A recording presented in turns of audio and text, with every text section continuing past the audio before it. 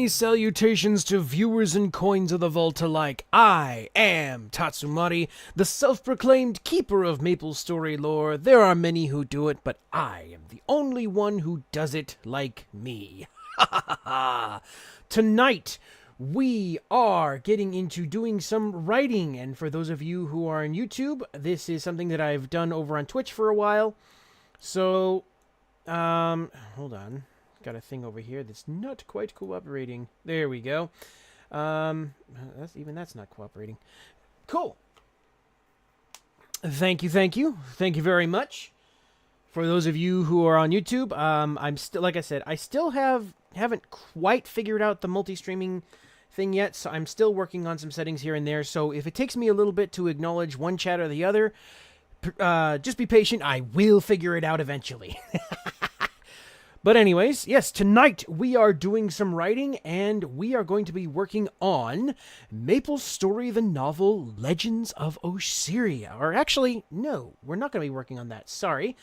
I'm actually going to be working on Guardians instead. The Legends of Osiria is taking up a little bit more brain power than I currently have available to me. So I'm probably going to work on that over the weekend. However, I'm going to be working on the second book, which is Guardians. And I'm going to be working on chapter 6 of that. I am, for those of you who are in Twitch, you can use the links that I provide in the chat if you want to go check it out of everything that is there so far. And for those of you who are on YouTube, I will provide you the link here shortly, just because I have to do a couple different things. But that being said, this stream is dedicated to writing, and normally I do have some music going on in the background, but because I'm over on YouTube, I'm probably going to get some weird stuff happening there, so I won't have any music tonight. But feel free to write alongside with me if you would like to, and if you guys have any questions or comments about what you see while I'm writing, by all means, go ahead. And let me go ahead and get into the writing office over here. There we go. So, yeah. Oh, thank you very much. Genu U7W. Like I said, I'm still kind of trying to figure out this whole multi-streaming thing. I should have stuff going, but it is not quite working the way I wanted it to. So, patience, please. And in either case, we do have a quick ad break, or have an ad break starting here in a little bit for those of you on Twitch. For those of you on YouTube, just give me a second, and we shall go through that, and then we shall get into it. So, don't go anywhere. We shall be right back after these massages.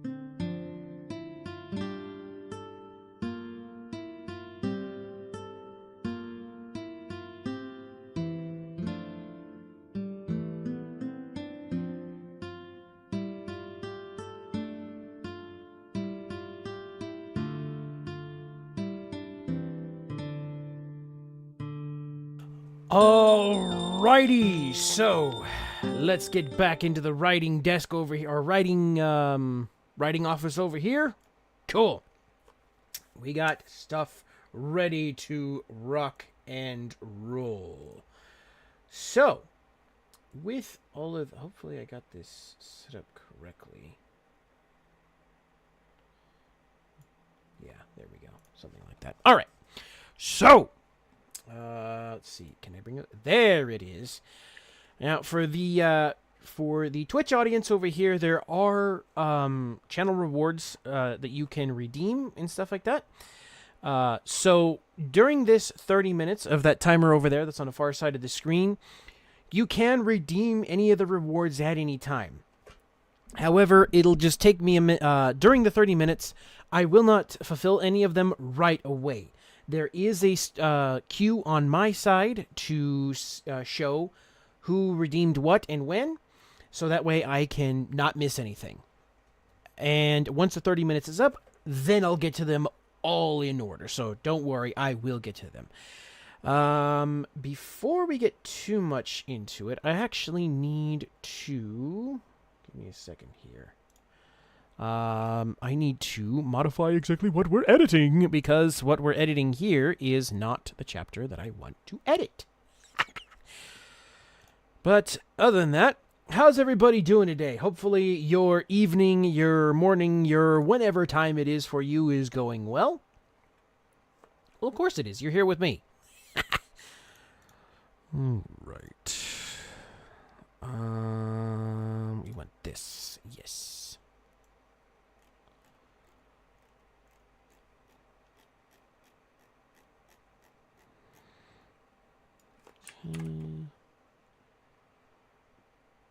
All right. All right, Joey. And if you, for over on YouTube, so if you wouldn't mind, do you mind sharing what it is you do? Or would you rather keep that off stream? If so, that's fine. Just making conversation. That's all.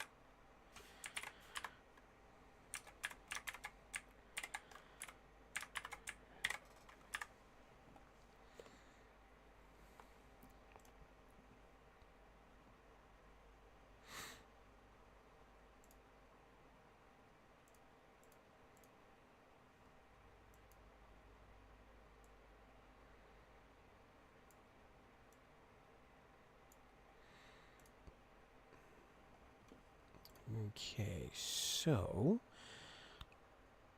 I believe that will be it. We're doing good. All right, so we got stuff over here to edit, finally. Oh, that reminds me. I need to actually go... I need to go back on the yard for a second.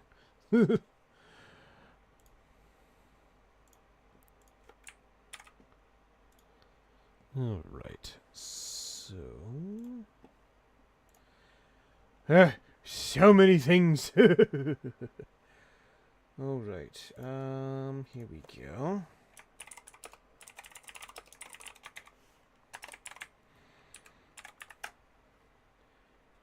All right. Got that one.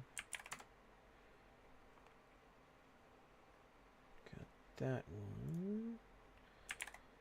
Oops. Wrong chat. Here we go. And that one. That one. And in that one. Alright, cool. Alright. Alright, Sean! Let's go! Alrighty. And for those of you just coming in, I know usually I have some music going, but because I'm experimenting with a multi-stream on YouTube as well, yeah, I'm going to have to keep the music off for now. I don't want to get in trouble. But anyways, yeah, let's do the things. Yeah, I'm not going to have... Like... The settings that I have, it should work the same, but I have to test it out first. So I don't want to tempt fate. All right. So, do I have some tasty drink? I do not have tasty drink. So, what we're going to be doing, let me actually give me a second here. Ah, no. Don't need to see that. You guys don't need to see that. Let's see. We are going to turn that off for now. All right. Cool. Okay, now we're back. So,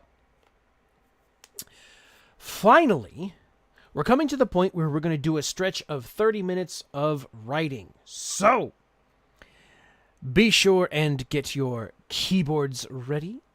Is your neck cracked? Are your knuckles cracked? Your keyboards ready? Your back cracked? Your tasty drink beside you? Are you ready to do some writing, YouTube and Twitch? Ha ha ha ha. For the next 30 minutes, that is what we shall focus on. So, let's get ready to go. In a 3, a 2, a 1, and go. Alrighty. So, for those of you who are interested, would like to know, this particular chapter is from the second book of a long-running series that I've been writing called Maple Story, the novel, and this is the second book in the series. This is chapter 6, and it follows the part of the explorer storyline from Maple Story. Though a lot of the stuff that is mentioned here is from old Maple Story. So it's a lot of it may be outdated and is not relevant to current Maple Story, but it makes for a much better story, in my opinion. So, I also do like to read out loud while I am editing, but if that is distracting for you while you are writing, please let me know. And I'll mute my mic for the time being. Either that or I'll shut up so you can just hear the in the background while I do stuff. Because we all know the ASMR of keyboards typing is awesome, right? Alright, so let's go. This chapter happens 2 months after chapter 5, and that's where we're picking up. Alright, so why is it suddenly not doing the thing? Alright, let me reload this really quick.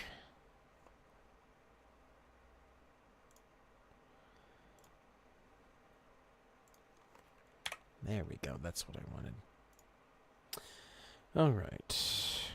Jenny sped through the obstacle course fast enough that her steps and movements kicked him. No.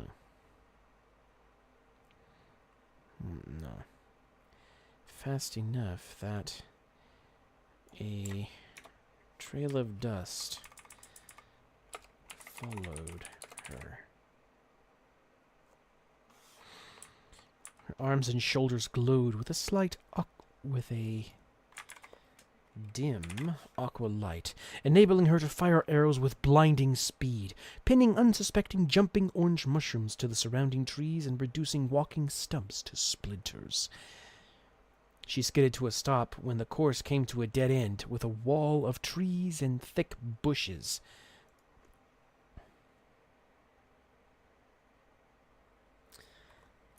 Let's see, immediately cueing her to knock an arrow.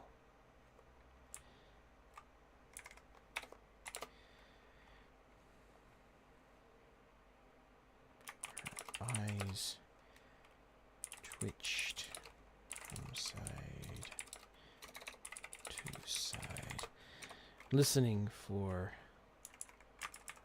sounds of possible attackers all around her. Listening. 4 sounds of possible attackers around her. From behind her, a small green snake launched itself from a bush. Jenny spun around and pinned its head to a tree.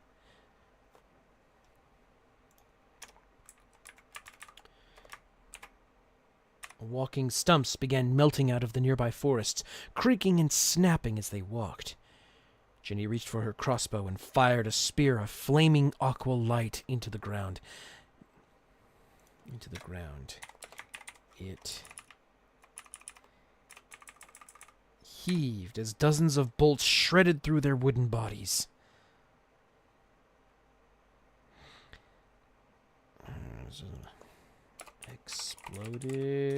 Exploded from the ground and shredded their wooden bodies. A small man wearing a mask made of wood and brandishing a tomahawk axe prompted Jenny to draw her bowstring as aqualight appeared from her hands in the shape of an arrow, the spine arrow. The light pierced through the mask and skull of the creature.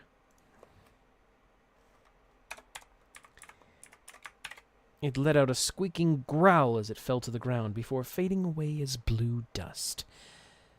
As the beast disappeared, the trees blocking Jenny's path swept aside, allowing her to complete the training course.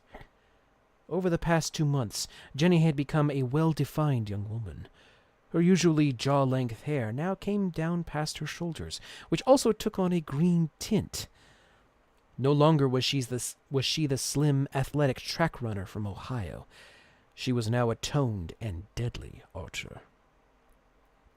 "Well done, Jenny.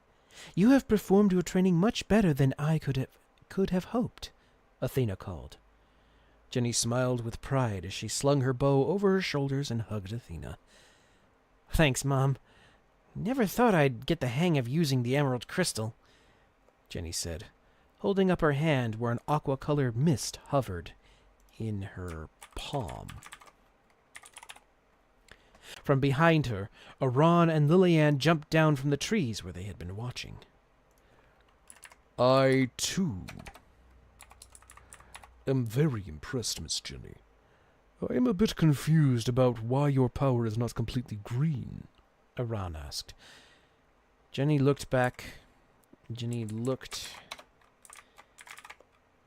at the cloud and shrugged.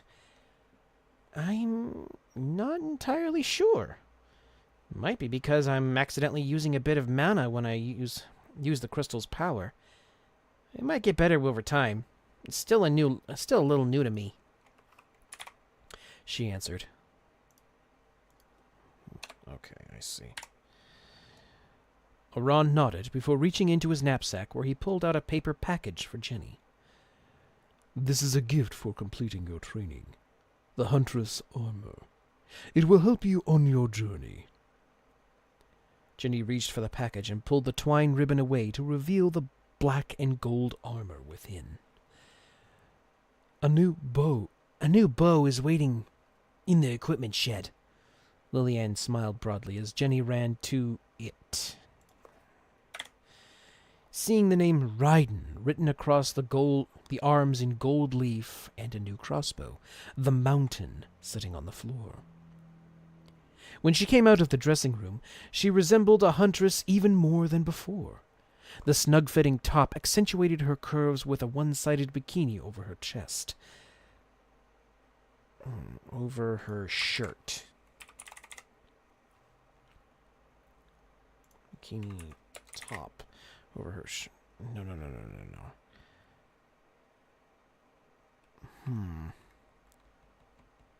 That's not what it's supposed to be. Let me see.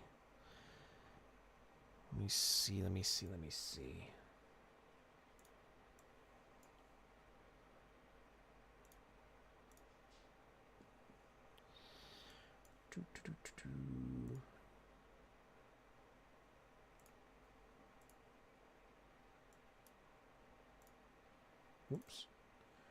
Here we go. Okay. What was I doing? Yeah, right.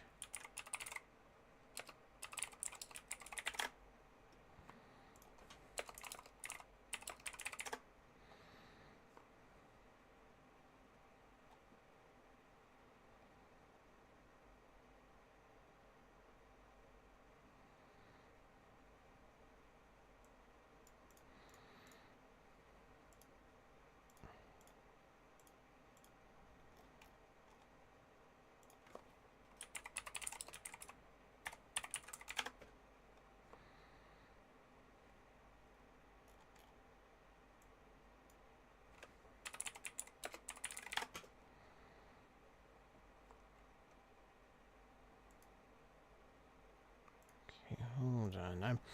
I'm looking for... Ah, okay. That's exactly what they're called. Okay.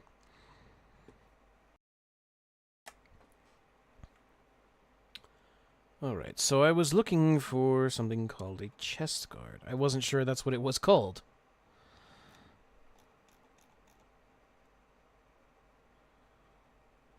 Okay. Guess that's what it's called. What's a... chest with a leather chest guard over the... Let's see. Would be left. Yeah, left side of her chest. Over her shirt. Over the left of her shirt. There we go. A short gold skirt. Oops. On the left of her shirt. The leather chest guard on the left of her shirt. Oh. Covering the left of her shirt. Left side of her shirt. Okay. A short gold skirt over close-fitting black pants adorned her legs, while dark gray boots edged with gold protected her feet. Finishing the ensemble was a black hat sporting a feather in the band. I'm beginning to think that I won't need that Sky Lineros. This looks amazing, Jenny grinned, admiring herself in the mirror, slinging the quiver and bow over her shoulder while hanging the crossbow on her hip. These are also for you from me. A pair of earrings called the Snail Eyes, Lillian said, holding out a small pair of silver earrings decorated with a green gem. Despite the momentary pain of making a hole for them to go through, Jenny put them through her ears, then posed while drawing her bow and admiring her stance in the mirror. Athena stood off to one side, leaning against the wall, watching her daughters posing, remembering her training under Mercedes. When Jenny faced her, Athena stood and nodded. The villagers will be reassured once you return to Herbtown. Okay, so what's going on here? Okay. Okay. Your return to Herbtown will reassure the villagers. Not with will. What the heck?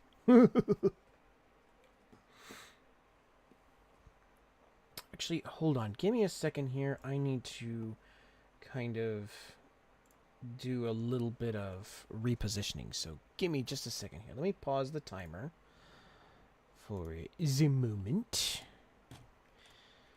Alright, so I should be able to put that over there. Down there. This over here. Put this over here. Oh.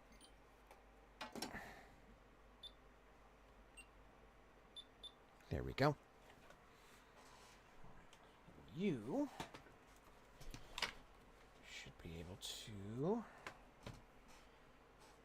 Oh, yes. Kind of.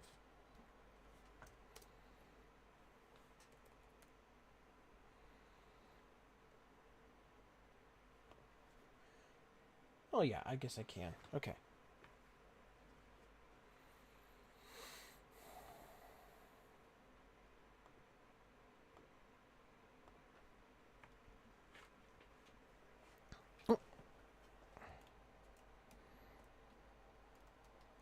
Sorry, guys. Give me a second here.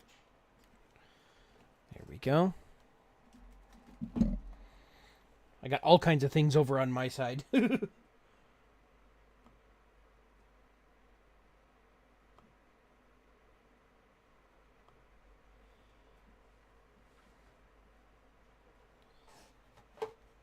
Alright, there we go.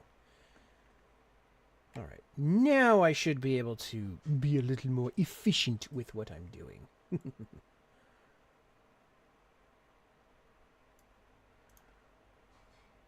least I hope. There we go. Okay. Cool. Let's do this. Some more of this. Alright. Your return to Herbtown will reassure the villagers, she said, placing a hand on Jenny's shoulder before Aran looked through the door. We must go and collect Helen.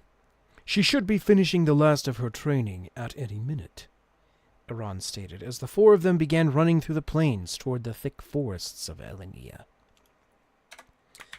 All right. One last thing I need to do. Give me a second, chat.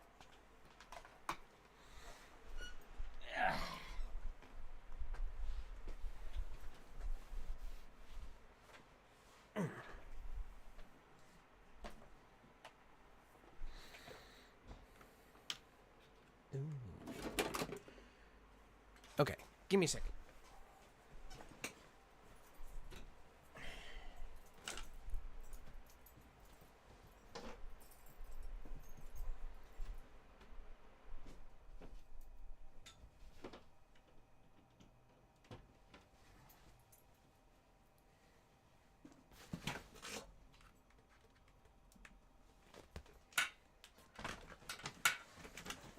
All right. Sorry about that, guys. Had a couple things I gotta do. All right, let's go some more. Helen waved her staff to the side. Helen waved her staff. There we go.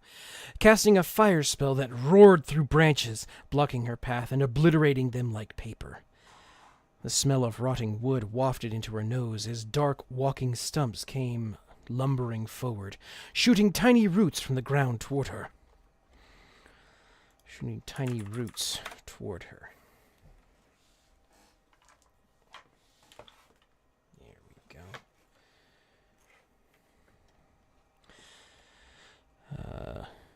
Helen pointed her fingertips at them, spreading her hand as lavender mist swirled from her arm.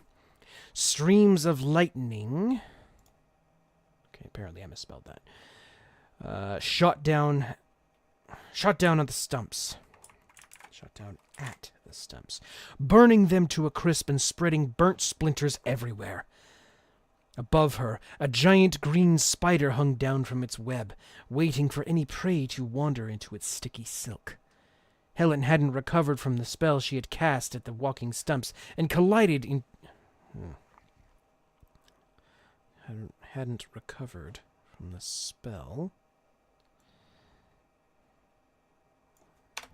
and collided with the web, sticking to the threads. The spider, being as big as Helen was tall, walked toward her with slow menace. Before it could sink its fangs into Helen's arm, a cloud of lavender enveloped her, teleporting her a short distance away. Holding her staff at arm's length, Helen drew her hand across the shaft like a bow. Yeah, let's see. Why doesn't it like that? Okay. A cloud of blue.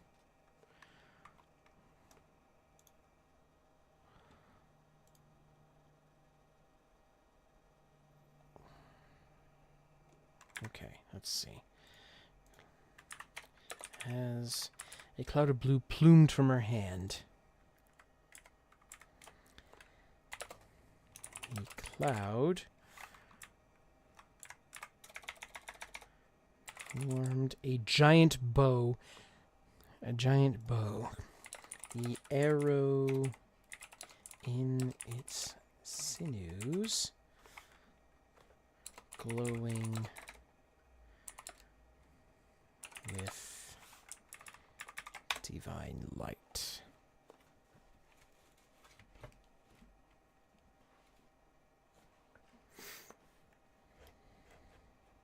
Oh. Oh, right. I forgot to start the clock again. There we go. So it's probably going to be a little bit longer than a half hour, but oh well.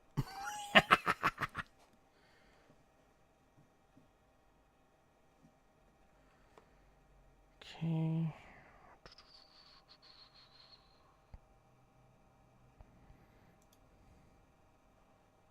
The sacred arrow hit the spider through the heart, making it scream in a high-pitched note as it melted into a sticky green pool of blood on the ground. Helen then pointed her staff to the web.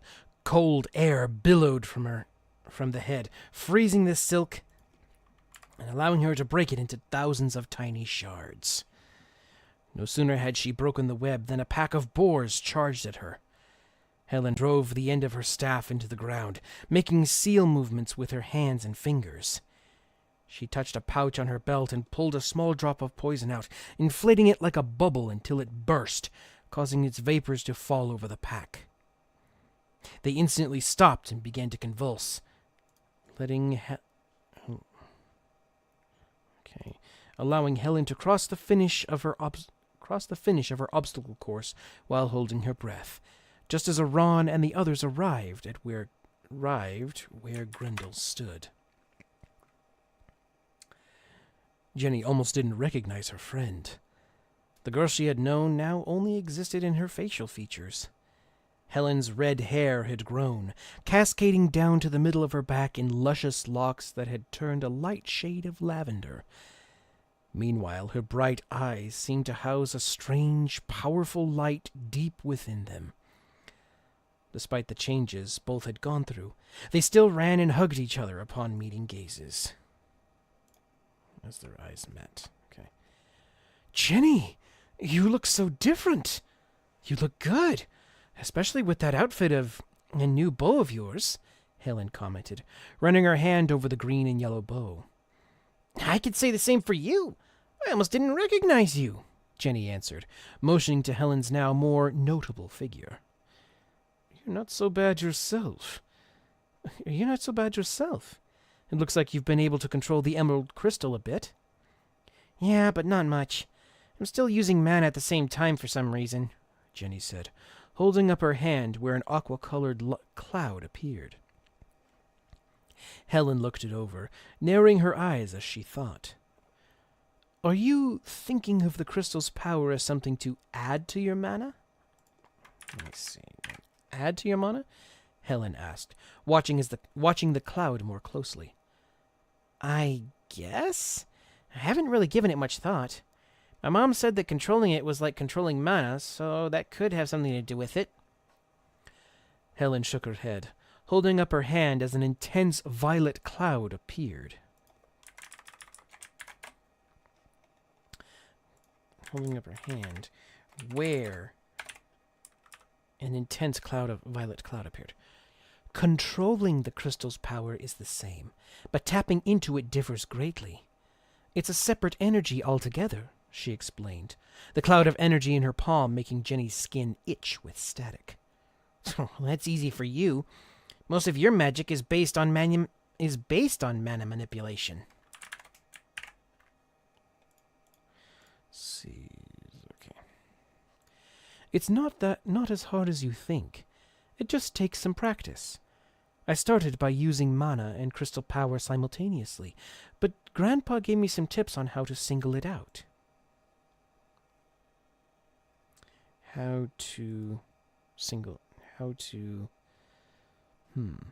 Should it be separate them, or should it be single one power out over another?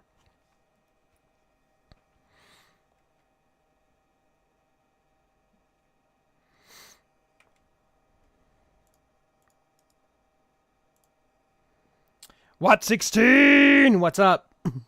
How you doing? All right. right. How to isolate it. There we go. That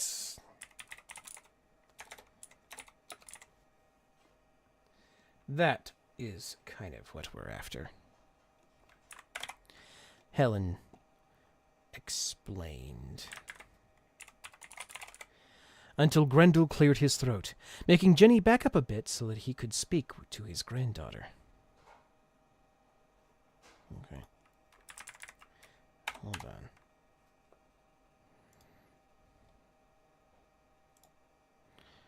Okay. Helen, you have surpassed my expectations as a mage. Even your control over the amethyst crystal is impressive, and as such I am extremely proud of you. He smiled, as Aran stepped forward and placed a hand on her shoulder. Helen, you are truly the guardian mage. The pain, tears, sweat, and blood you have shed haven't gone unappreciated. In honor of your completion, the fairy attire awaits you inside the library. My crime drama and fantasy story. I started. Nice, nice, nice.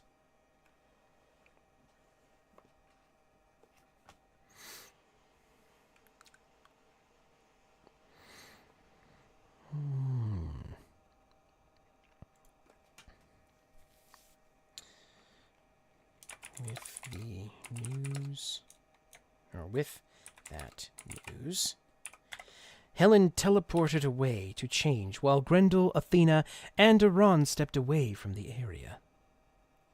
Stepped away to speak quietly. Tell me, Grendel. Aran asked. There we go. Tell me, Grendel. Has Helen unsealed the amethyst crystal? Aran asked. Grendel shook his head. Not entirely. The majority of its power is still sealed.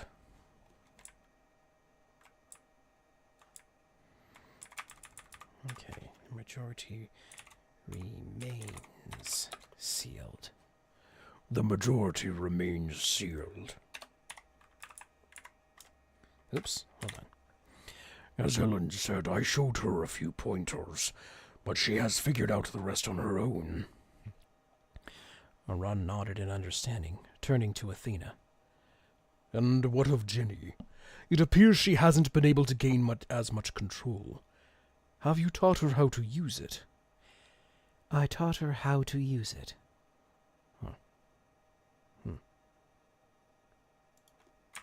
I taught her how to use it.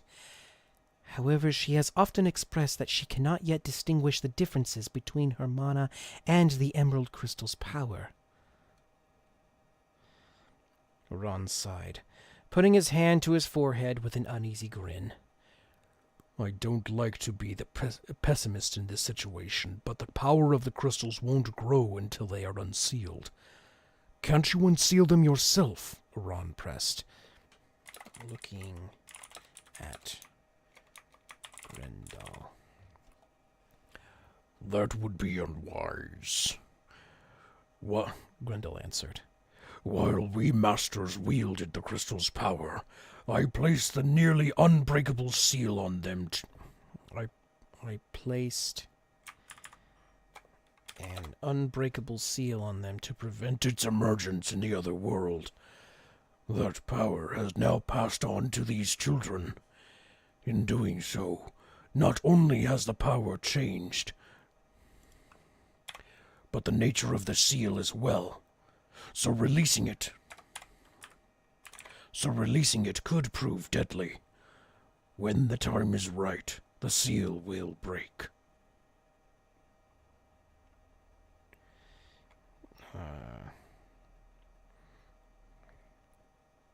Placed a seal on them to prevent its emergence in the other world.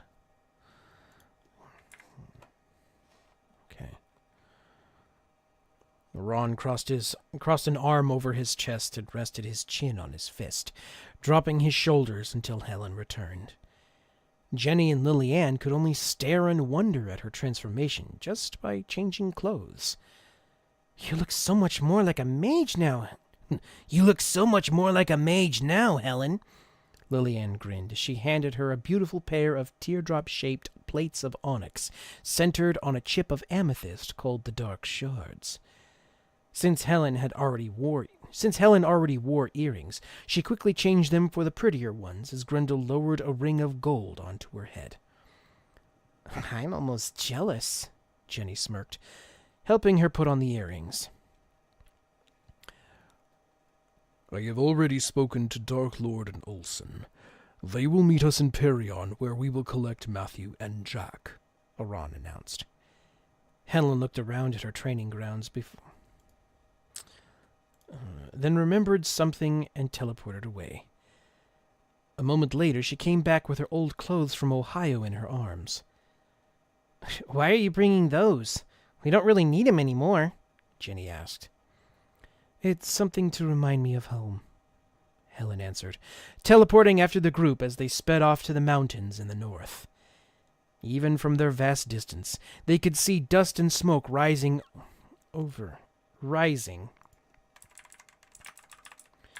where Jack and Matthew were training.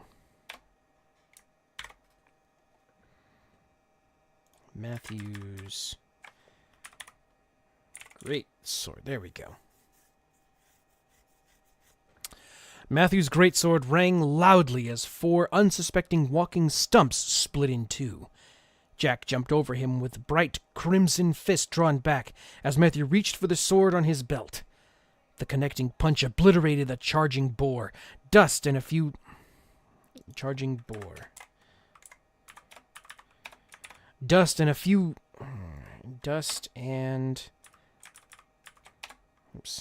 leaves swirling in the air. Dust and leaves swirling in the air. A massive log fell above Jack, but Matthew drew his Viking sword from his hip, splitting it with a wide swing. There we go. A blue cloud descended over Matthew, while blue streaks covered Jack as giant boulders fell down a hill behind them. With explosive strength, Matthew's swings cut each stone like clay, while Jack's thunderous punches reduced them to pebbles. I thought that thing was going to be tougher," Jack said through huffs, drawing his pistol and firing 2 well-placed shots into the head of a horned ghost rising behind Matthew, nearly grazing his ear. Matthew flinched, rubbing his ear until he saw something behind Jack. "It's all in perspective." In a blur, Matthew stabbed his great sword over Jack's shoulder and threw the stone mask of a creature ready to pounce on Jack, causing it to disappear in a cloud of mana. Near the end of the course, Lily Ann watched from a high vantage point, eager to see Matthew. Over the past 2 months, she had visited the Perion training grounds, spending time with Matthew during his downtime and observing him as he trained. At the end of the course, a thick stone wall stood between Jack, Matthew, and their goal. Matthew sheathed the Viking and readied his greatsword, while Jack holstered his gun and adjusted his knucklers. A red glow surrounded them and their weapons as the wind gently swirled. Jack took a few steps back. Matthew braced his stance. Threads of red lightning began to spark from the hilt and around the knucklers. From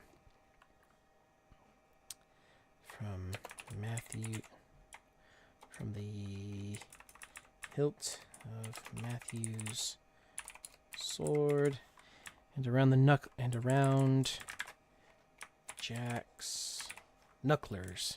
Sword.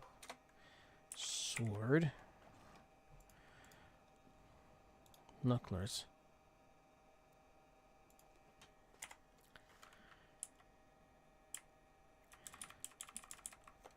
with a screaming grunt.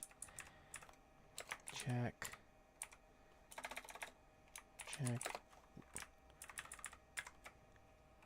Launch into a horizontal cyclone.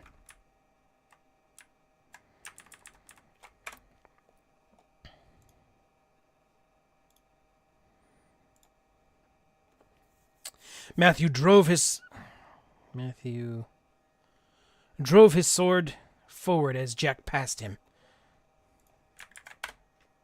They hit simultaneously with enough force to shower the finish line with small rocks and dust, making Dances and Kirin dart away to avoid the debris. Jack and Matthew walked across the finish line with an aloof saunter, exchanging hand slaps like a secret handshake. Lillian shivered as she felt the excess power of the ruby crystal wash over her. The only other person Lillian had seen with that much control over the crystal's energy was Helen, and both instances made her realize just how powerless she would be one day.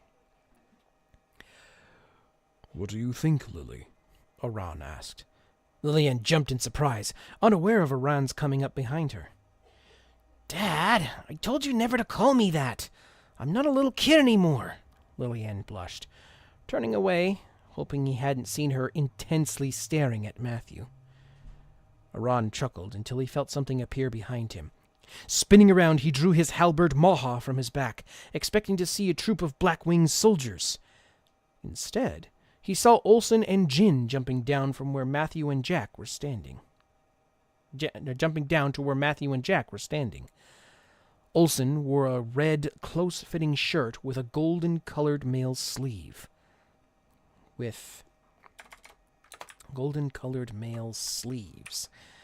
His red pants also had golden-colored shin guards. A red cap with goggles sat atop his head, and heavy steel chainmail boots adorned his feet. When Jenny and Helen showed up at the finish line, they hardly recognized the boys standing before them. The last time they had seen Olsen, he had long blonde hair and twinkling blue eyes. Now his hair was softer looking, cut just below his ears and draped over one eye, the majority of which was beginning to turn a pastel pink. Matthew and Jack had lost some weight but gained more muscle mass. Whoa, that scared me. All right. So, there is our first writing stretch over with. So, for those of you writing along with me, how'd you do? And if you weren't writing along, well, whatever you're up to, what you doing? What you up to? And hopefully everything is going well.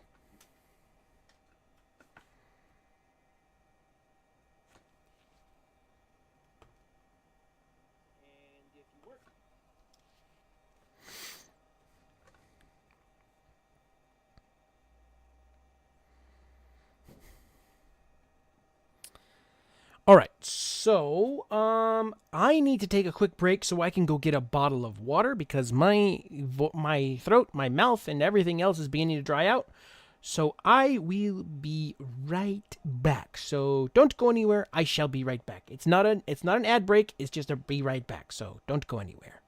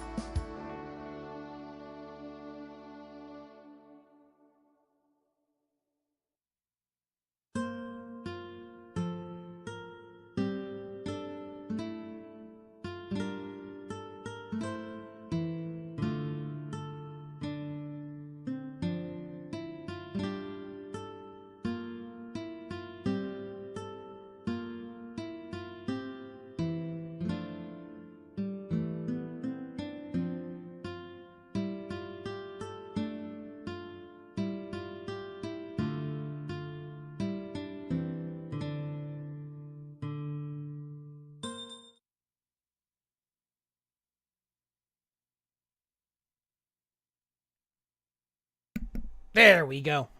Okay, so I got myself my water. I have since doused my vocal cords. And sorry for those of you just seeing me kind of jump all over the place because my usual method of streaming is a little bit different than it is when I'm doing the dual stream. So, yeah, that's why it's a little clunky. But let's get ready for our next writing stretch. So, 30 minutes on the clock.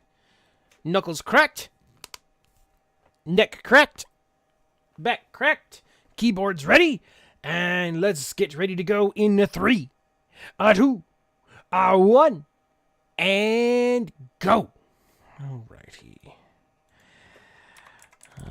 Matthew's hair had grown out to the middle of his back, turning an almost cranberry red. Jack's hair had also grown out, standing on end in long spikes, stained a dark crimson. Jenny immediately let out an excited squeal, running to each of them and giving them all a tight hug. "You guys look so different! I almost didn't recognize you," she said. Jack and Olsen looked at each other momentarily as Jenny hung from Matthew's neck. "Jenny? Is that you?" Jack asked, pointing to her with wide eyes and a surprised laugh. "Yeah, it's me." "Well, yeah, it's me. Who else did you think it would be?" Jenny asked, putting a fist on her hip. "Dang, girl, look at you. You look amazing," Jack complimented until he, Matthew, and Olsen caught sight of Helen, who glided towards them. All three stared in disbelief. This was the same Helen they knew from Ohio? "I could say the same for you three. Time has been working its magic on all of us," Helen answered. Off to the side, Jenny groaned under her breath and nudged Olsen in the ribs. Sure, Helen was captivating, but she was too in her own way. Helen broke the silence when she noticed how intensely colored Jack's and Matthew's hair was tinted. It was even more so than Olsen's. "How is it that all of us went through the same rigorous training, but only Jack and Matthew's hair has almost completely changed color?" she asked, holding up a few strands of her lavender hair. Ron scratched his forehead briefly, then turned to Grendel as though asking for help. Perhaps they have a natural affinity for controlling the crystal. Jack tripped the ruby crystal first, albeit by accident," Grendel answered when Jack spoke up. "Oh yeah, I almost forgot about that. As far as controlling it, though, it's not that hard." "It's really not," Matthew continued. "So then, how were you able to tap into it? What do you think about accessing its powers so what do you think about to access its power so easily?"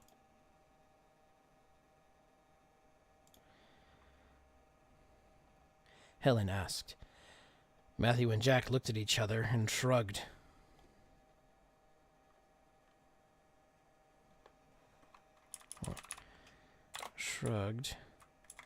Well, Matthew did his best to answer.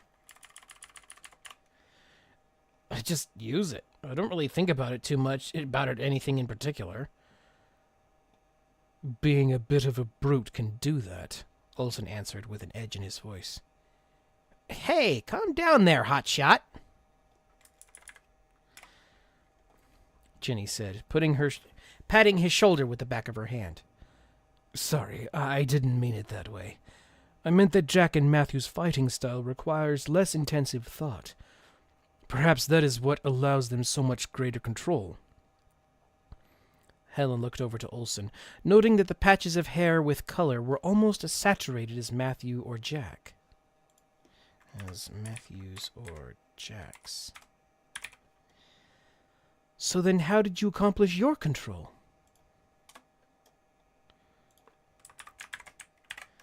Helen asked.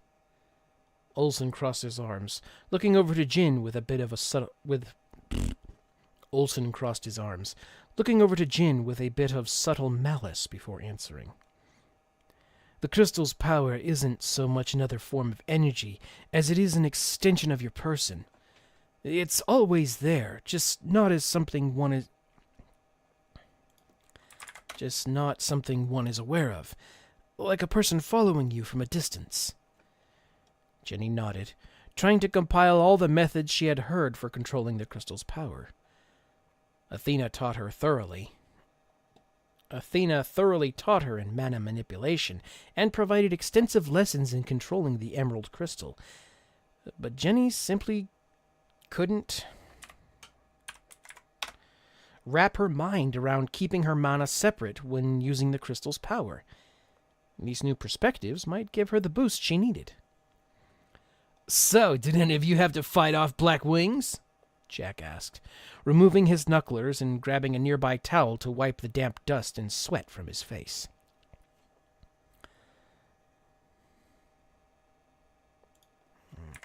As Olsen replied, "My father and I went searching for them every other day. It's one of the reasons I could gain so much control of the crystal." "You went searching for them? Jin, I know you want to make them powerful in as little time as possible, but that's just suicide," Kurin interjected. "It was a necessary risk," Jin answered coldly, crossing his arms over his chest. "It was one foolishly taken. What might have happened if Olsen faced a soldier much stronger than he?" Athena asked, furrowing her brow. "Then I would have stepped in. I did not task Olsen with foes he could not defeat."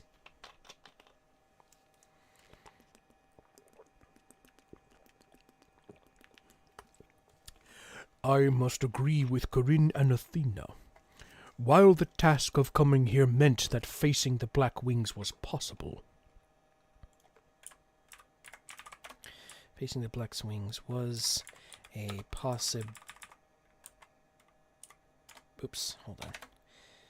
ability.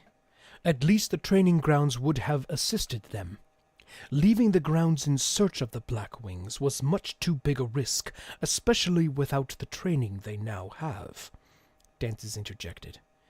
Jin huffed, turning and walking away from the group until Jenny broke the silence. "Mom actually helped me fight off a couple of them. I almost got smacked in the face by one, though." Jenny laughed nervously, holding up the shoulder piece of her training outfit. Holding up the burnt shoulder piece of her training outfit. "Looks like you were able to avoid it just in time." It looks like you were able to avoid it just in time. Nicely done," Olsen replied with a slight grin, holding up his forearm to show a scar running from his wrist to his elbow. "I feel you there, Olsen. Matt and I got tagged too," Jack said, pulling up his shirt to show where a few bandages were wrapped across his torso.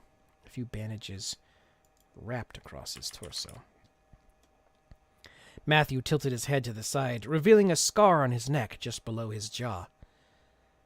Wow. The Black Wings are nothing like the game portrayed them," Helen said, leaning closer to Jack and holding her hands over the bandage while a pastel green glow emanated from them. "Hey, what are you..." Jack backed away from her gesture until he realized the pain in his side had diminished significantly. "What was that?" Okay, so for my Twitch audience, we do have a ad break coming up. I will continue on writing the stuff over there, but so you shall be back in a little while. And then for my YouTube audience, you should still be here, but hang around for more stuff. Okay.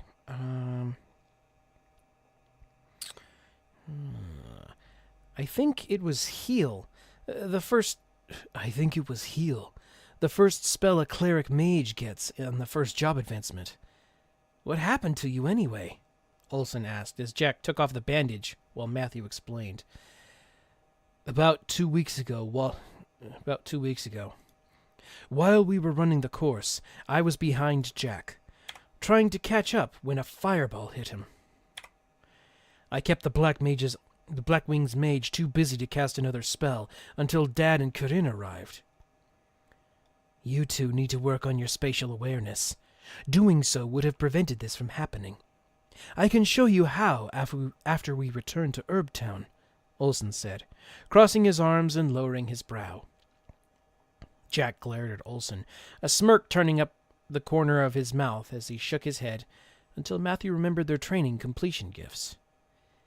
A few minutes later, they both came back. Matthew wore a black robe trimmed in gold with a gold dragon embroidered into the front. Silver-colored greaves adorned his feet, while a great helm of ruby guarded his head. Across his back was the giant black scimitar, while the smaller straight sword, the silver gladius, hung from his belt. Jack wore a white tank top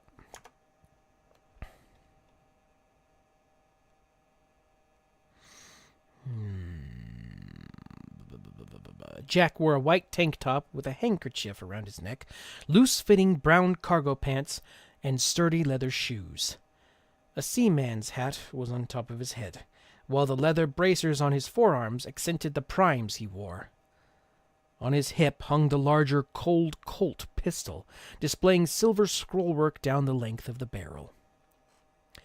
After Jenny, Olson, and Helen had finished admiring their new clothes, Lillian took 3 pairs of earrings from her knapsack.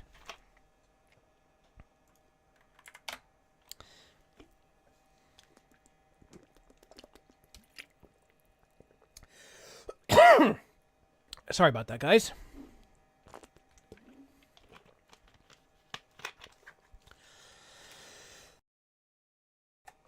All right.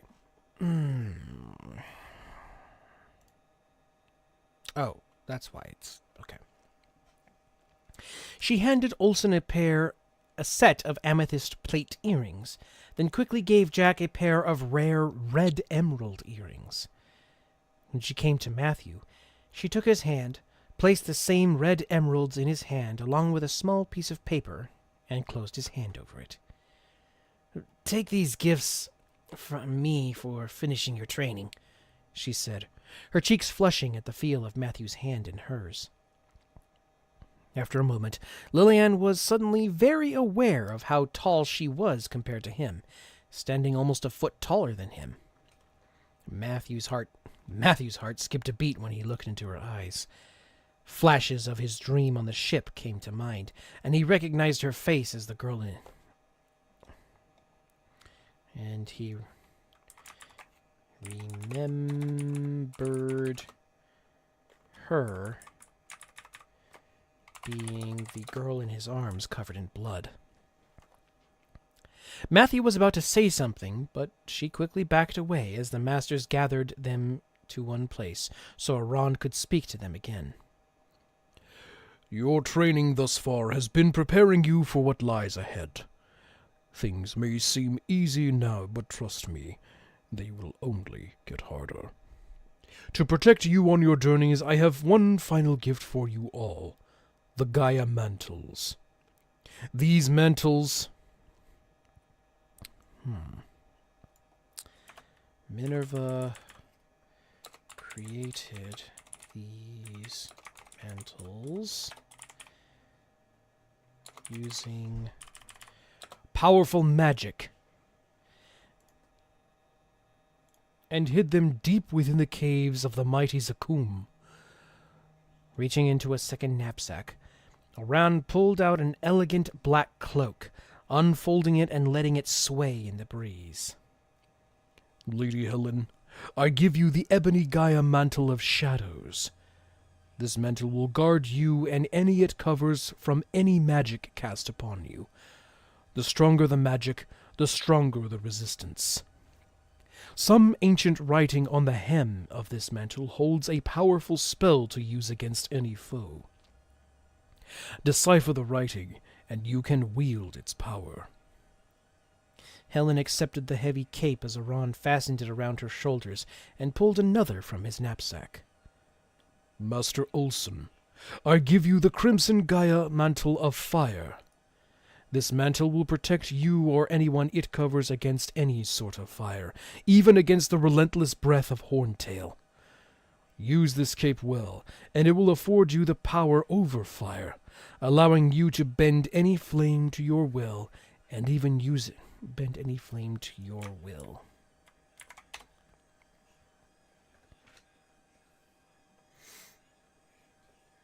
Alrighty.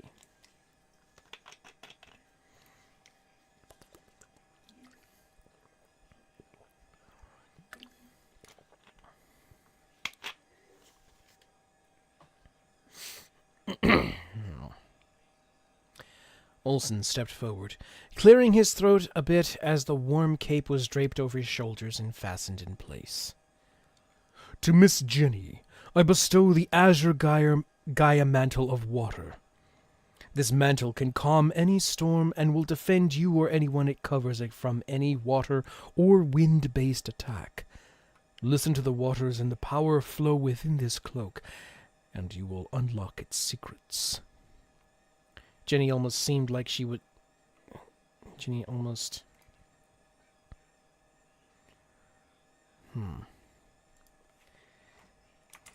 cloak appeared to draw Jenny forward as Aran placed the cape around her shoulders and secured it. Sir Jack, I endow you with the Emerald Gaia Mantle of Earth. With this mantle... This mantle will protect you or anyone it covers from even the worst of earthquakes, landslides, or rocks hurled at you. Listen to the voice of this grand mantle, and it will allow you to bend the earth to your will, even calling upon the rocks of the deep to your aid. Be firm, unwavering, and this mantle will teach you the secrets that even I cannot fathom. Jack bowed his head once he had stepped forward, while Aran fastened the cape to his neck. And to you, Lord Matthew, I give you the Golden Gaia Mantle of Light. This mantle will guard you or anyone it covers against even the strongest of physical attacks. Not even the sharpest sword will cut through its cloth. Embedded into it is an ancient code of knights that will grant you power from the Spirit of Light when recited in full. Matthew knelt as the cape was draped over his shoulders and fastened to his elegant robe. Each of these gifts, while elegant, are tools.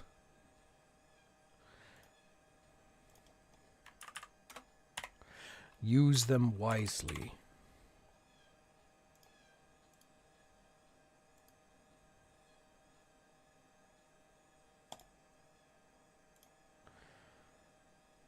Why is it...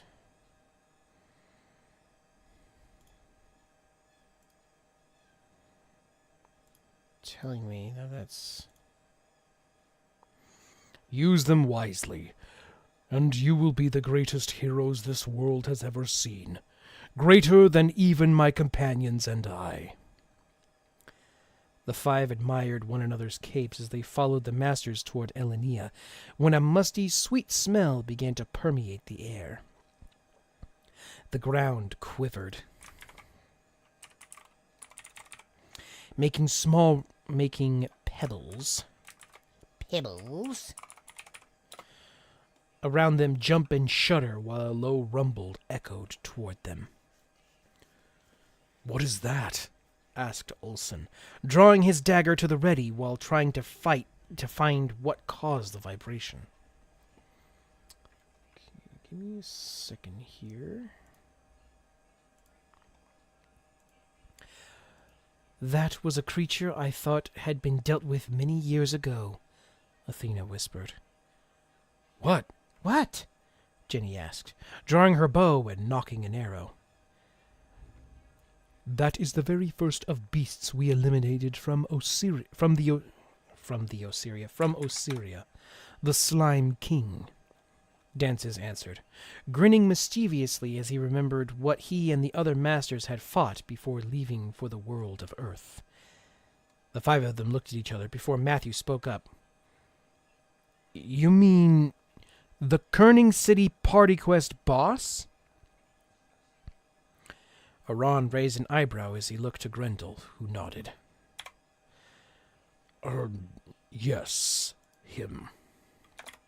This will be your first mission. Go to him and question him on what the Black Mage has planned. All right, Pokepens, thank you for the lurk. And for those of you who are here, over at least in the Twitch chat, and also maybe for those of you on YouTube, be sure and go and check out Pokepens over on Twitch. She is a friend of mine and a fellow streamer. And give her a follow and become a patron of her soup kitchen.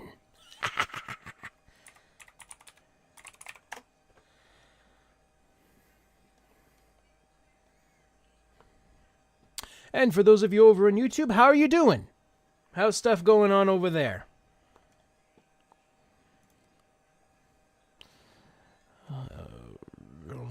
This will be your first mission. Go to him and question him on what the Black Mage has planned. Get whatever information you can out of him, and then eliminate him. He was as much a threat to the people of Osiria even when he wasn't under the influence of the Black Mage.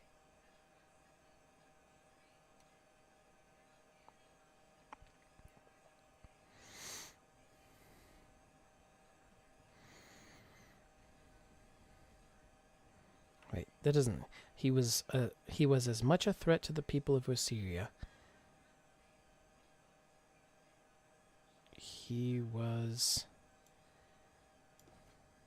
a threat to the people of Osiria, even when he wasn't... there we go. That sounds better.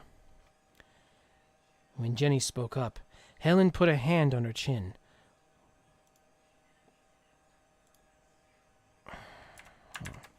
Thinking intensely. There we go.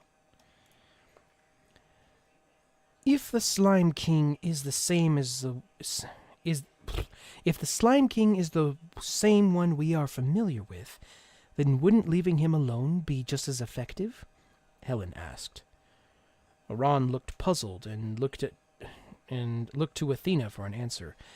And once he was made aware, and once he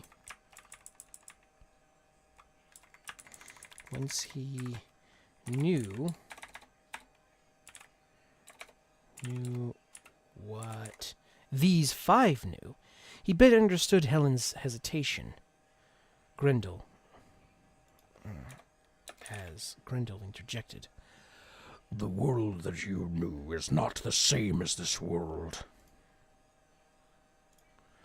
Here an answer. Once he understood what these five knew, he better grasped Helen's hesitation, just as Grendel interjected. Okay. The world that you knew is not the same as this world. Many things are different, but some are similar. The Slime King that you knew was more like a key to solving a puzzle. The Slime King of Osiria is, in all actuality, the central nervous system of a very aggressive plant-based bacterium. If he is allowed to remain, the Kerning swamps, and eventually all plant life on Victoria, will become dangerously violent. He must be stopped to prevent that danger from arising. Helen stepped forward. Should we take some potions with us? If this is as dangerous as you are making it out to be, then I would think taking some would be to our benefit. Dances nodded, wrinkles appearing on his forehead as he thought. I'm not sure if there are any potions here to give you. There might be a few potions within the Great Hall, but that is an uncertainty. It's better than nothing. Let's go check it out, Jenny suggested, following Dances and Matthew back into Parion. Inside the great hall, Dances went to the stone platform he typically sat on and pulled a drawer out, revealing a few stubby bottles with white, orange, and red-colored liquid inside. Okay, there we go. Putting a few bottles of each in a knapsack along with some bandages, he closed the drawer and gave the sack to Helen. Jenny's curiosity piqued.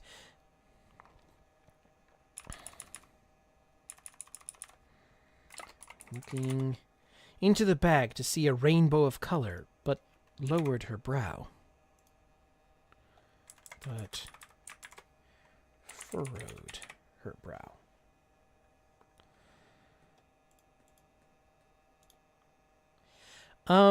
There aren't any mana potions in here. Isn't that a big thing Isn't that a big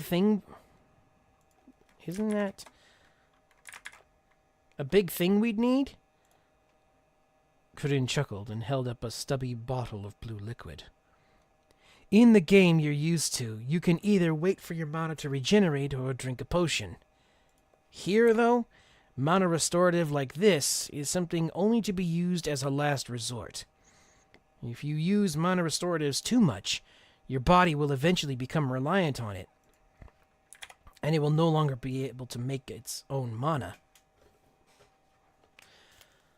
So then, what do we do with these? Do they still restore health?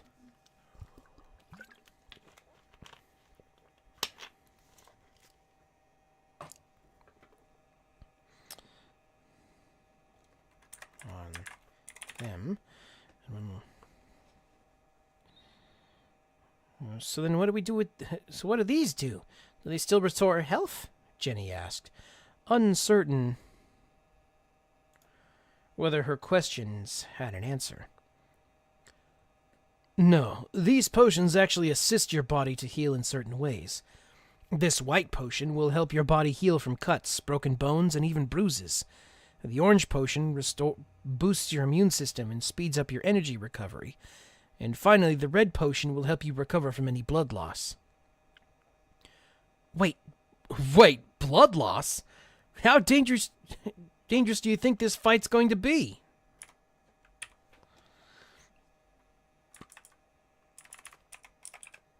Gunba. How dangerous do you think this fight's gonna be? Jack asked. Jack demanded.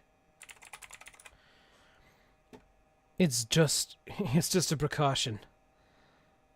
It's just a precaution. There is a chance you will need it, but it will be unlikely. As Dances replied. It's just a precaution. There is a chance you will need it, but it would be unlikely. Matthew raised an eyebrow, looking at Jack and lifting his eyebrows high. I know that Jack getting burned was an eye-opener, but this sounds more dangerous than you've been letting on.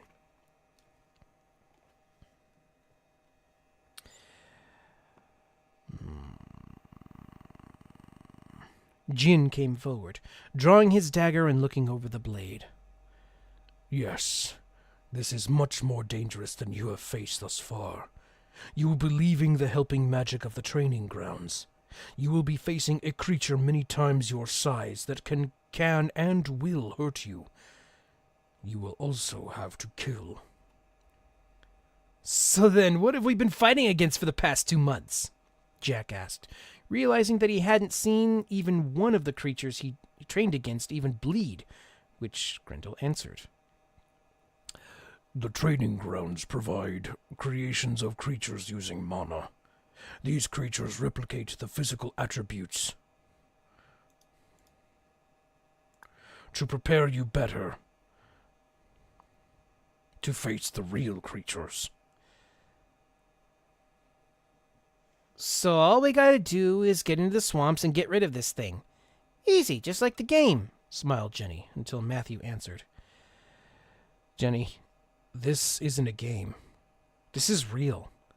What you're talking about doing isn't just finishing a quest. We're going to be killing something. Sure, we've been training with fake stuff, but this is a real live thing. The five looked to one another as the realization of what they had been doing up to that point was nothing compared to what they would have to face, and what Iran meant when he said to eliminate the Slime King. When the next day dawned, the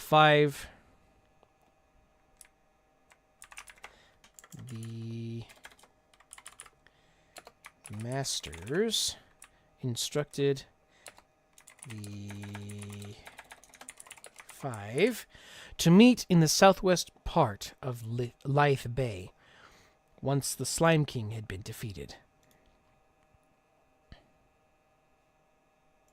Okay. After the defeat of the Slime King. Okay. All right, so there is the next stretch of writing. So, for those of you who are writing alongside, how'd you do? How's it going on stuff? How'd you do? How many words did you get? If not, whatever you're working on, how far have you gotten? And just kind of a side note, Poke Pens, how's that stew coming? If you can answer.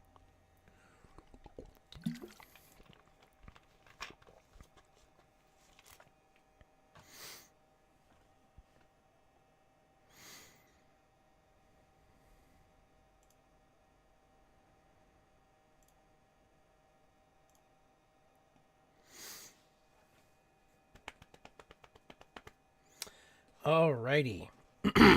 So, let me get a little bit more water on my stuff. On my stew is coming along well. Just season the broth. Nice! What kind of stew are we having? Oh, we're having wabbit stew?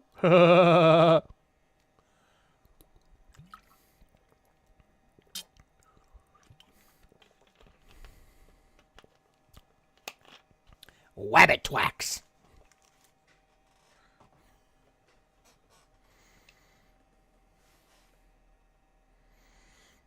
Beef stew. I wish I had rabbit for stew. All right. Cool.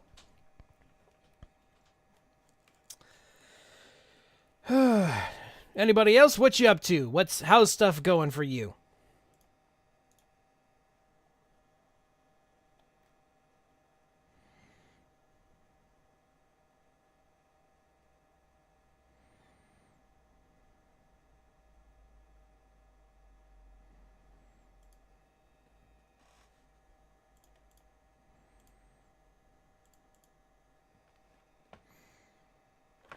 EJ! Welcome. And thanks for the lurk. And thanks for stopping by. Hope everything's going well on your side.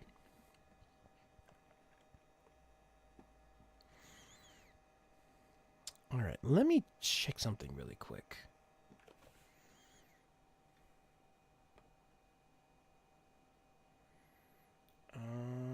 Here it is.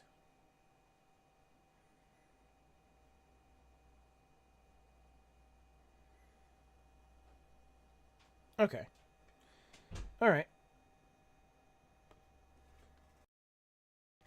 So when we get to the end of this stream, I'm probably going to go raid out somewhere. And for those of you on YouTube, I'm sorry, but I don't think you're going to be coming along with me. I'm sorry.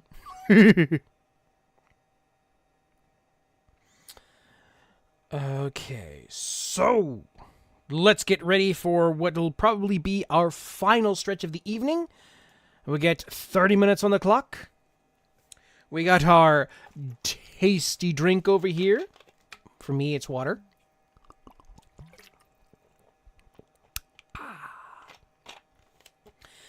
And, alrighty. Let's get ready. 30 minutes on the clock. Keyboards ready. In 3, 2, 1, and go. All right. Master's instructed the 5 of them to meet the south parts of Lith Bay after the defeat of Ley. Matthew, Jack, Jenny, and Helen followed Olsen as he led them to Kerning, hardly able to believe that the city they knew had become a desolate ghost town. "This is where you've been for 2 months?" Jack asked, looking around at the cracked or broken buildings. Olsen nodded as he looked over his shoulder. "Yes, this is Kerning City. My dad said it used to be a pretty nice place before the Black Mage was brought back." Before the Wings brought back the Black Mage. I'm gay. Mege. No, not Mege. Mage. There we go. That's what I was trying to say. "Bummer," Jack sighed. They followed the main road that led to a big drain pipe, the entrance to the swamps behind Kerning. Just before they exited the culvert into the swamp, Olsen stopped them, listening to the air. "Olsen, what's the matter?" Jenny asked. "You don't feel that?" he asked, looking back at her wide-eyed. Jenny shook her head as she slowly drew her bow. "If this thing, which is supposed to be the weakest of all Party Quest boss monsters, is working for the Black Mage and can eliminate and emanate this level of evil, I can only imagine what the mage himself is like." Wilson shivered.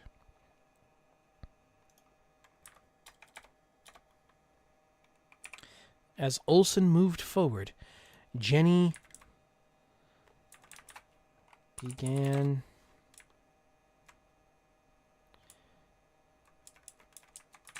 to feel an icy chill race down her spine as her skin became rough with bumps.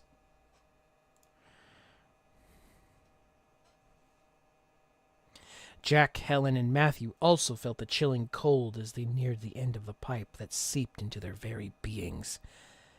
Matthew drew the gladius while Jack tightened his knucklers, and Helen prepared a hot flame in her hand as they entered the swamp on a mossy bank. "Split up, but stay within eyesight. Holler if you see it," Olsen commanded quietly. Carefully, they trekked through the mud and vines, occasionally giving a wide berth to a group of alligators or crocodiles. They all were thrown... Let's see. Their balance was compromised when the ground jolted, making the mud and vines ripple. Jack quickly crouched to the ground to keep his balance before remembering his mantle. He pulled it around himself, and instantly the ground below his feet stopped shaking. Once the bank around him had stopped quivering, Jack pushed aside his cloak to see the Slime King a few yards ahead of him. To his left, Matthew stood stunned. He knew the Slime King was big in the game, but the blob before him was massive. "Are you the Slime King?"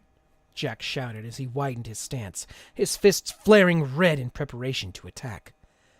The blob turned its eyes to him, wet squelches echoing in the air from its body. "And what would you do if I say that I am?" he asked, his voice much more sinister than Jack was ready for, stunning him into silence. "We have some questions to ask you," Helen said firmly, putting up a brave front as the slime turned its eyes to her. "Really? And what is it that you would want to know?" Bubbles inside the Slime King's transparent green body floated up as though it were becoming increasingly agitated. Matthew stepped between Helen and the slime. What does the Black Mage have in mind? Going through all this trouble just to get the Masters to return can't be his only goal, Matthew demanded as the slime smiled. You're right. That isn't his only goal. His goals are so much simpler and yet so far advanced that you can't even fathom them. The Black Mage would laugh in your face if he were here.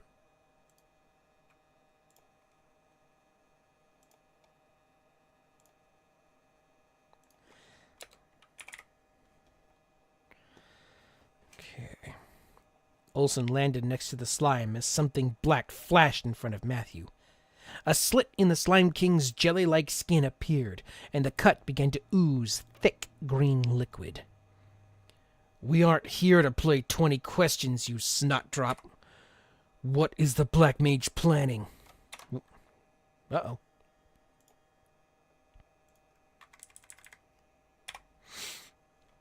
If he wanted to destroy Osiria, he would have done it so already. Olsen sneered. The Slime King looked to Olsen and slowly blinked as it shook its head. The oozing liquid pulled back into the giant blob's body, closing the cut. Drop the tough act. It's annoying, the Slime King growled. Olsen didn't know what it was, but he could sense that something was coming.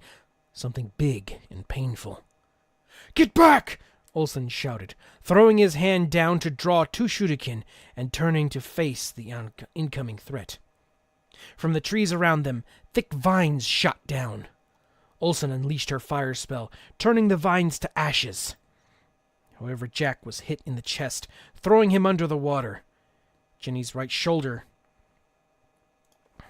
A vine hit Jenny's right shoulder hard enough to numb it, spinning her around and throwing her against the ground. With a broad swing, Olsen hurled the first shuriken at the vine, and the second cutting through the vines.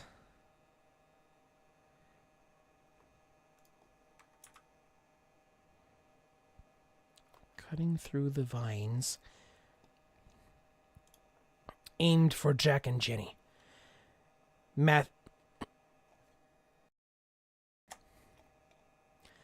Matthew hesitated for a moment until he felt a stiff punch to his back, knocking him forward and driving the breath out of him. Matt, behind you! Olsen shouted.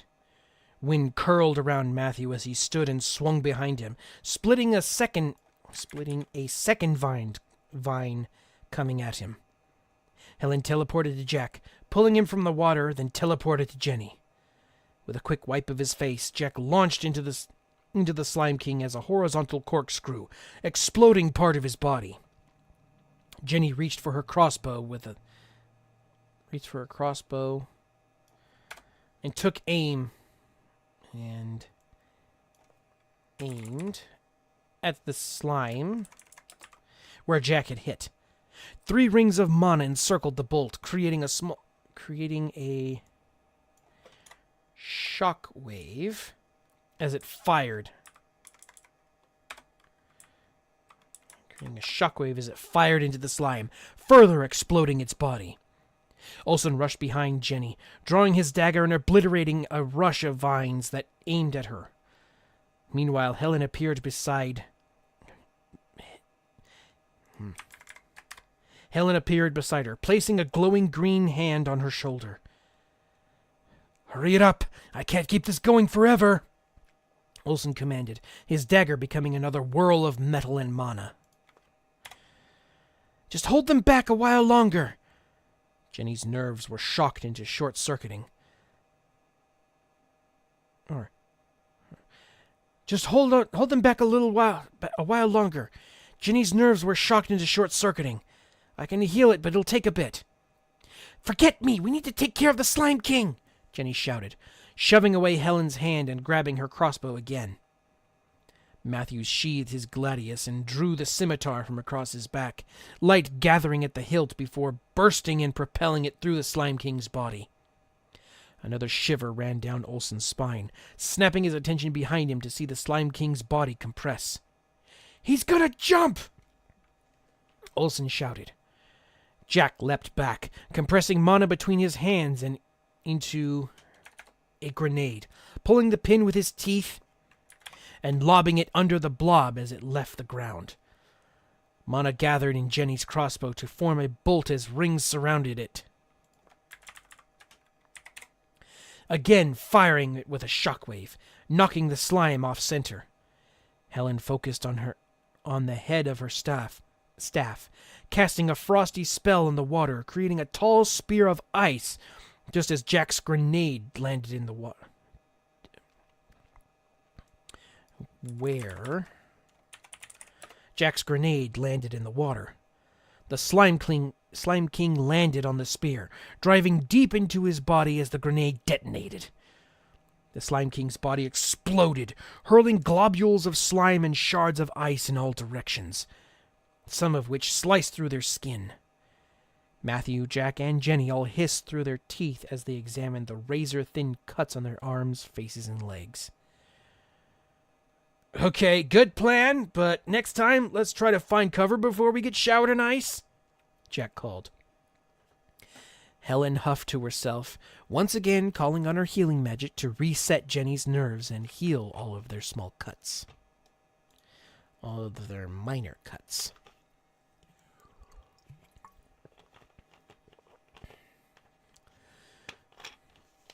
"Do you think we got him?" Matthew asked, looking back at the exploded puddle of green slop.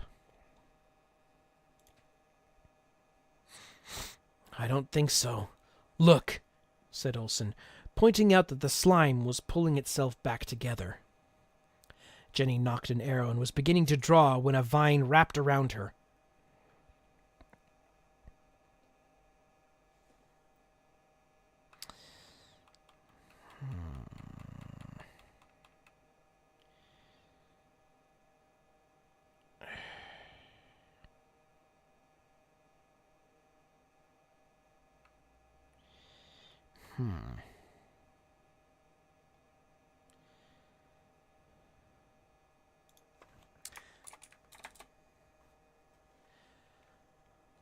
No.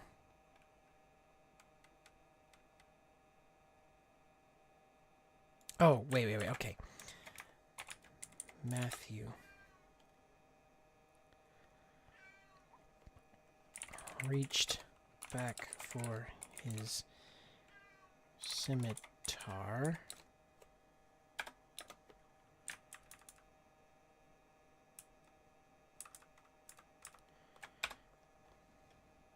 When a vine wrapped around him. Images of Stumpy crushing him flashed through his mind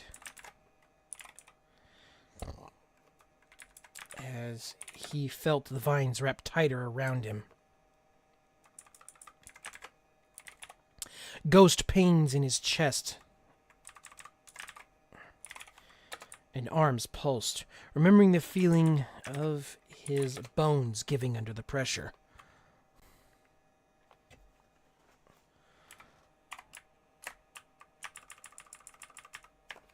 How did I not see this?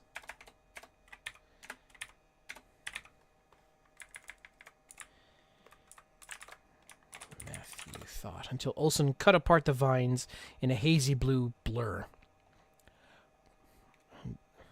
Till Olsen's shuriken and Jenny's arrows cut apart the vine. Okay. Olsen yelled, rushing to the slime as it reformed, cutting through its skin to slow its progress.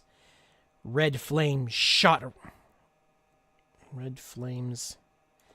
enveloped Matthew as tiny tongues of fire appeared on Jack and Olsen's shoulders.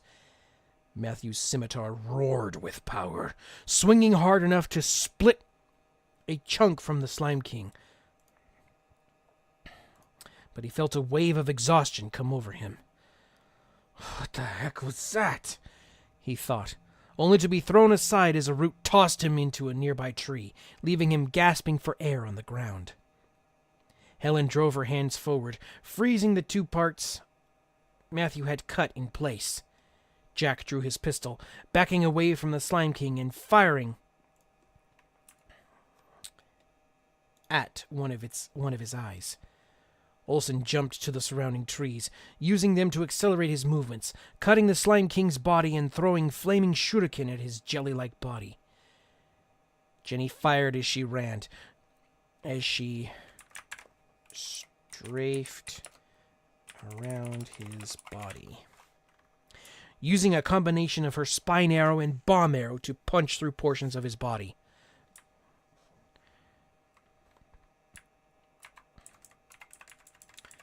Portions of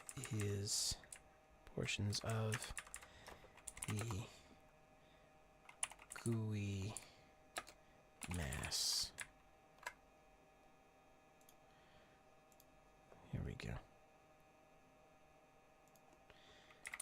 The gooey mass.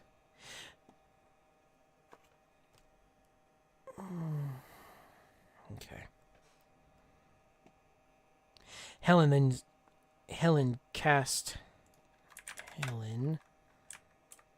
summoned lightning strikes upon the frozen body parts, snapping them out of existence.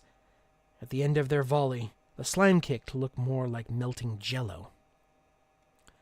Now, will you tell us what we asked you?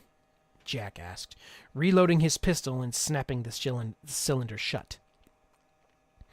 Olsen halted in a tree above the scene, readying another pair of shuriken. The Slime King remained silent and turned his remaining eye to them. The ice holding his body apart broke, allowing him to pull the goop of his body back together while healing the wounds they had inflicted. Matthew sprinted from behind, spurring Jack, Helen, and Jenny to attack. However, Olsen didn't move. Oops. Something there about their approach seemed off.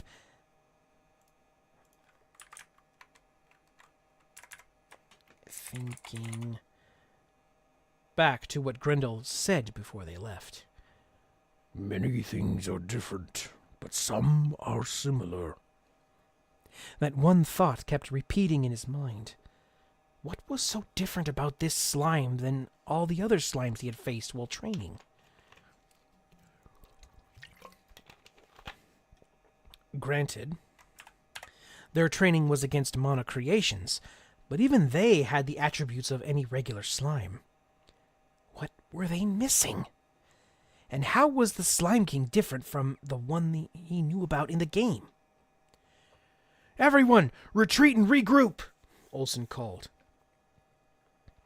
Matthew looked back for a moment, and then raised his sword high as a blue light gathered around the guard, propelling his sword with ground-shaking force to split the Slime King again, allowing them to retreat. Once a fair distance away, Jenny was the first to ask what Olsen was thinking. Do you remember what Grendel said about some things being different? What if the Slime King is one of those instances, he said, prompting the others to think along the same lines.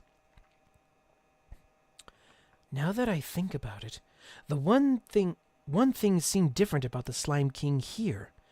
Something was floating inside of it toward the top, which was connected to its eyes. Helen said, as she looked up to see if the blob was coming.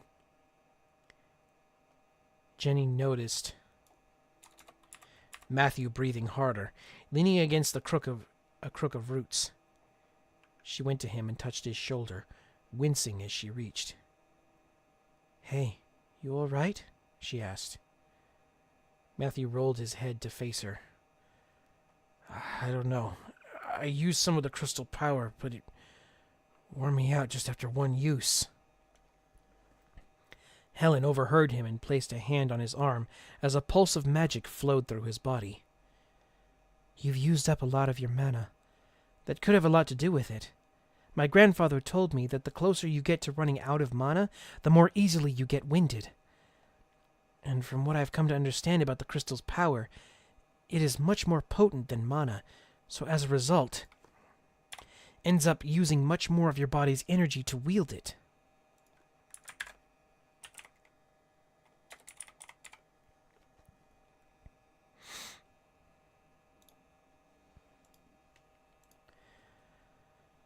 If I'm already tired, then it'll wear me out even faster. But how come that didn't happen back at the training grounds? Matthew asked. Olsen interjected. That's a new word for you. I don't know what the definition was or how you would use it, but there's a new word for you. Interjeckin. It was because we were in the training grounds. Remember, those grounds are there to help us.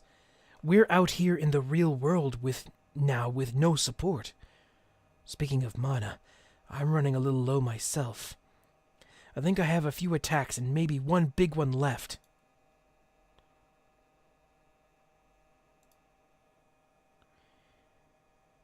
Creative One! Welcome, welcome! How are you doing? I think I have a few attacks left. And maybe one big one. But that's about it. What about the rest of you? Olsen asked. Helen took a moment to assess her stores and nodded that she still had an ample supply, as did Jack. However, Jenny noted that about half of her mana reserves were left. Then our current method of attack won't work. The Slime King simply pulls his body back together. All we're going to do is wear ourselves out. If I'm right, then the thing Helen saw floating inside the Slime King is what's holding it together.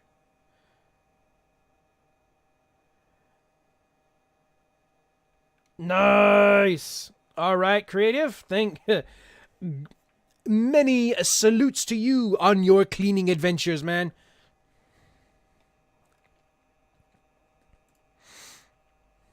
If I'm right, then the thing Helen saw floating inside the Slime King is what's holding it together. If we can destroy that, I think we can bring it down, answered Olsen. To our credit, this thing is just a super-mutated bacterium, Helen said when Jack threw his arms out and leaned in. Yeah, a giant freaking bacterium that has control of vines. It got me too when I wasn't paying attention. It made me think back to when Stumpy had me and nearly crushed me. Matthew answered. As Jenny searched the knapsack. Answered as Jenny searched the knapsack for an orange potion.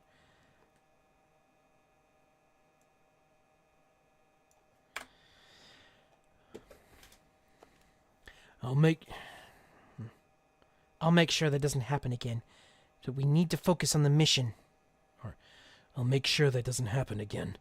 But we need to focus on the mission, Olsen said. A crackling branch made them all freeze, carefully pushing aside some of the vines, revealing that the Slime King was quietly rolling through the swamp, looking for them.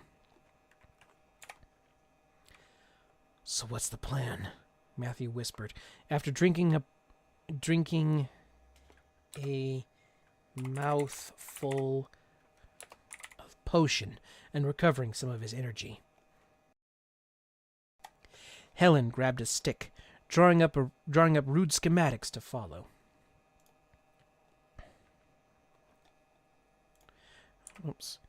Sketching out crude plans to follow. Jenny, Jack, and I will create a diversion by attacking from the front. Matthew and Olsen, you will get behind and above him. When I give the signal. Matthew will jump down first to cut an opening. Olsen will follow closely behind so that he can get into the body of the slime to deliver the final blow to whatever that thing is. Use your crystal power to make the attack more effective if you can. I need another couple minutes before we go. I haven't gotten enough energy back yet. Matthew panted. With a final nod, they waited and split off from one another once Matthew had recovered.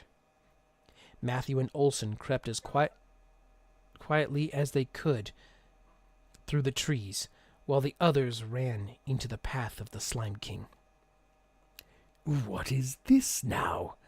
Are you going to try and make me talk again? Slime King asked with a mocking tone. Jack drew his pistol, firing a round between Slime King's eyes, making its body billow away in a splash. Tell us now. We can do this the hard way, or we can do this or the easy way.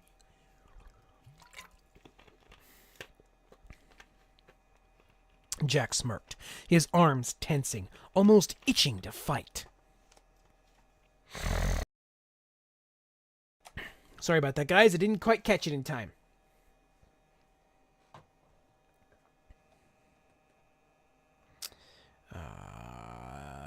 Jenny knocked an arrow, watching Olsen and Matthew as they climbed a tree to get into position. When Matthew and Olsen were ready, Jenny fired a bomb arrow that exploded near the Slime King, splattering mud all over him.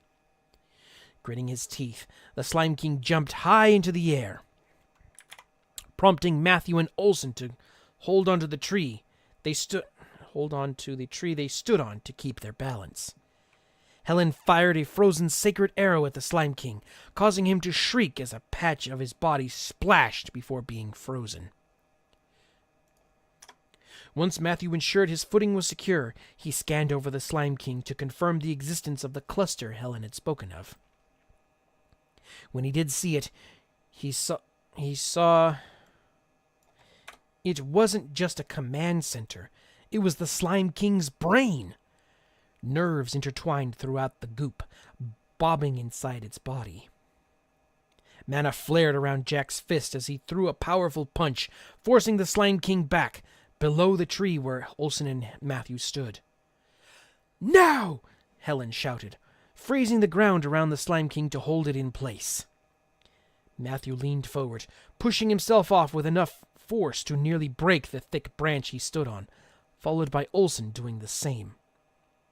Matthew drew his gladius and cut a large cut an opening in the unbroken skin of the monster. Olsen then pulled 2 shurikens from his stash, pale pink flames erupting around them as he hurled them into the opening, further deepening the cut.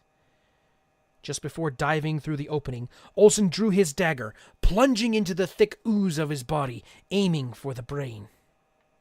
The Slime King's eyes widened when it felt the increasingly deep cut into its body, realizing what was happening.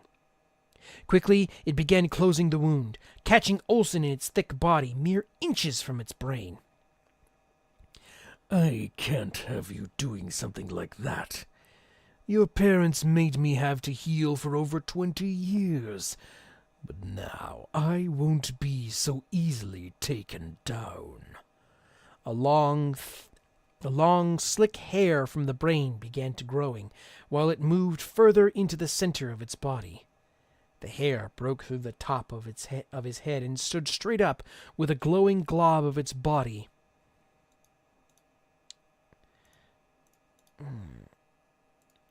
Glob at the end of the hair. Olsen struggled to swim further down to his target, but the brain moved further down inside the Slime King's body every time he came close.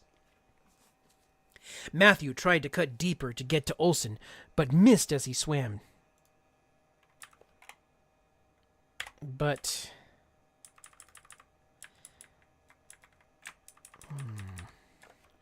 only to miss as Olsen moved further in.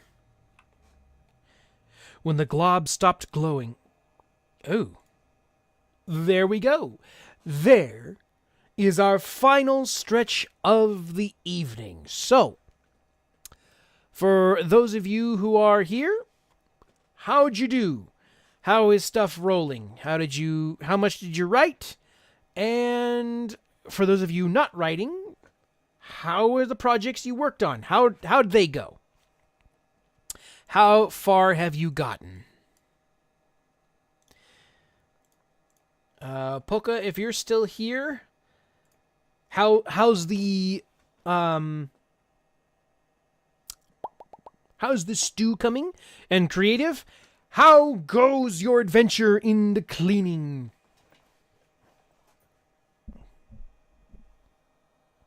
Almost ready? Nice. How's it taste?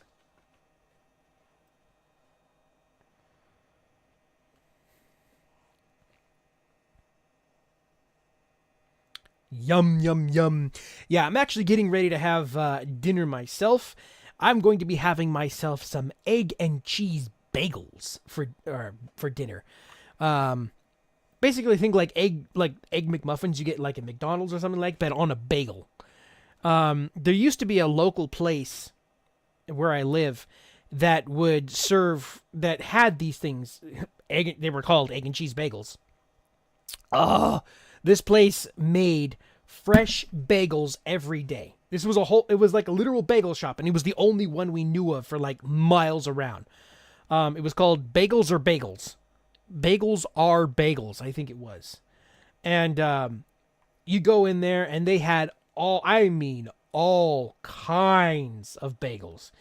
From plain all the way up to like multigrain, everything bagels. They had onion bagels. They had cranberry bagels, blueberry bagels. They had chocolate chip bagels. Like, I think they even had some, yeah, you would have loved it. Like, they closed down, I think, probably a good, I think I was like 10 or 11 when they closed down or something like that. It was such a big thing. But they make these things called egg and cheese bagels. And, usually they were best served on the plain bagels, but they were so good. And like you could also have them put cream cheese on any bagel, and they had like, it was like basically like Baskin Robbins for cream cheese. I think they had like basically what amounted to like sour cream and onion cream cheese. They had plain cream cheese. They had blueberry. They had strawberry. They had, I want to say they had like 10 or 12 different kind of flavors of cream cheese. And they would just slather it all over a bagel. Oh, it was so good. I really miss that place. But anyways, everybody, thank you all for coming. I hope you were at least mildly entertained. And I want to give a big old warm welcome to Your Name. At least I think that's what their name is on over on YouTube. Thanks for the subscription. And I think I'm probably going to keep the writing streams on Twitch only. Just because this is a kind of a test to see what's kind of going on, how it was going to work out. I think I'm just going to keep the writing streams on Twitch only. But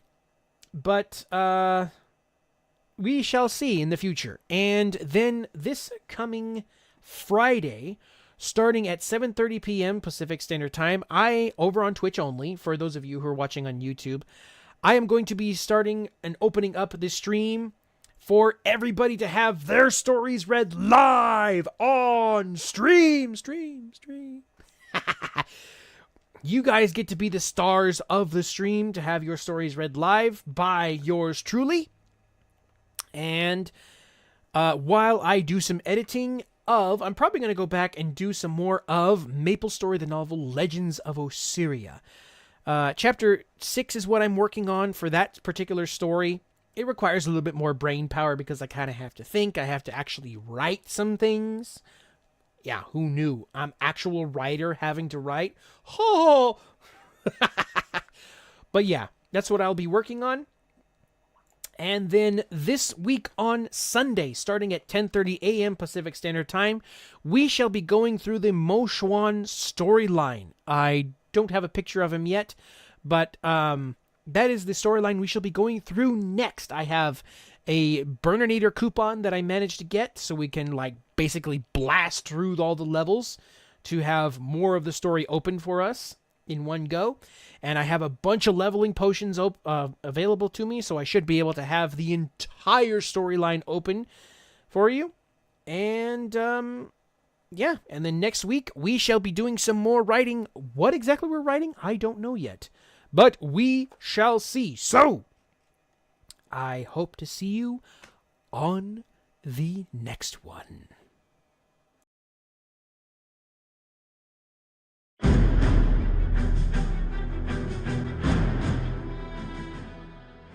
Thank you to everyone for coming to this stream.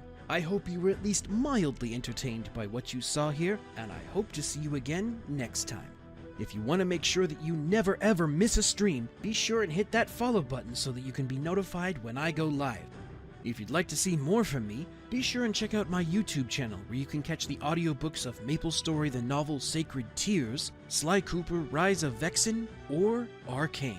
Each one of these stories is fully voice acted with sound effects and background music, and you can sit down and watch them or listen to them anywhere you please. And if you do watch them, be sure and leave a comment telling the voice actors just how awesome they did, because without them, it would just be another story.